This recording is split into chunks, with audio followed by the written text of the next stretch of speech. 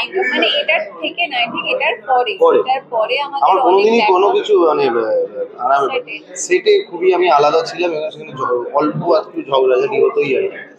কারণ ও খুব হ্যাপি গো লাকি, আমি আবার একটু বেশি বোরখা টাইপের ব্যাপার স্যাপার করতে চাই আর কি, এরকম ধরনের চরিত্র করে সেটা ও আমার খুব একটা পছন্দের নয় আর কি।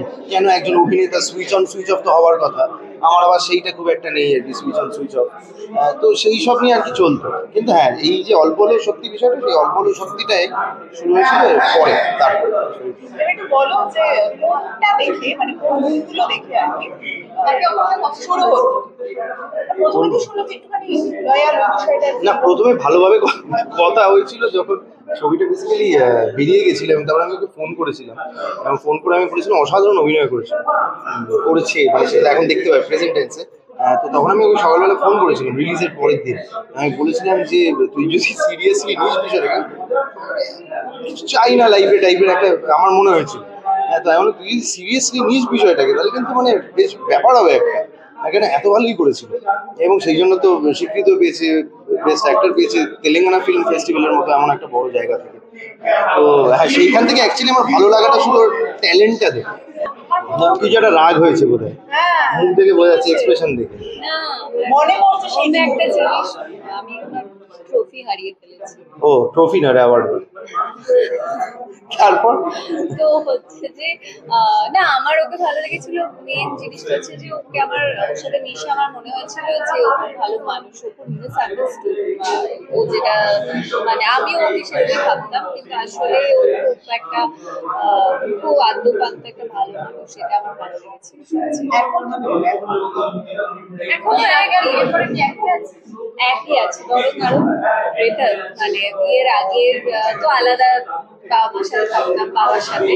তো বিয়ের পরে যখন মানে খুব বিয়ার ইচ্ছেগুলো হয় না, এগুলো বাবাকে বলা যায় না। আমার বাবা মানে আমি প্রচন্ড প্যাম করি, কিন্তু রাত্রে 12টার সময় পান খেতে ইচ্ছে করছে বেরিয়ে গাড়ি করে গিয়ে, সেগুলো তো বাবাকে বলা যায় না, বাবা ওগুলো করবেও না। তো সেগুলো ওকে বলা যায়, ওকে বলি। আমি সবসময় আমি কিছু বললে সেটাও করে দেয়, মানে এখনো অব্দি করে। আর প্রত্যেকবার যখন কোনো মানুষ ওকে জিজ্ঞেস করে, ও লাস্ট লাইনটা এটাই থাকে, এখনো অবধি করে।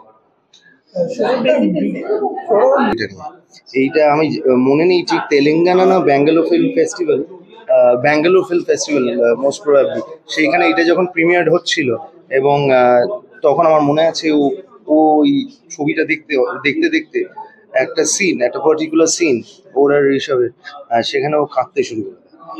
তো প্রিমিয়ারেও এই পার্টিকুলার সিনটাতে so for a performer I feel যে মানুষটা যেটা ক্রিয়েট করেছে, এবং তারপর হয়তো অনেকবার দেখেছে, তারপরেও যখন ওইটা গিয়ে তোমার এখানে পৌঁছচ্ছে বা ছুটছে, এবং সেইখানে যারা যারা দেখছিলেন সবাই দেবার মানে প্রচন্ড মানে appreciative about the whole film.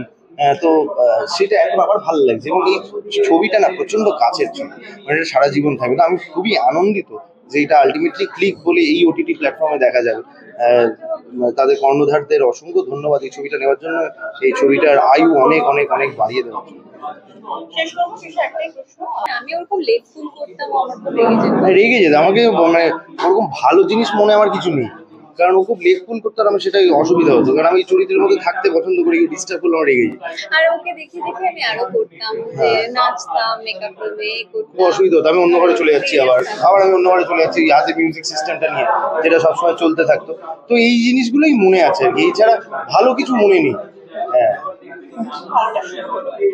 তারপরে ভালোটা শুরু।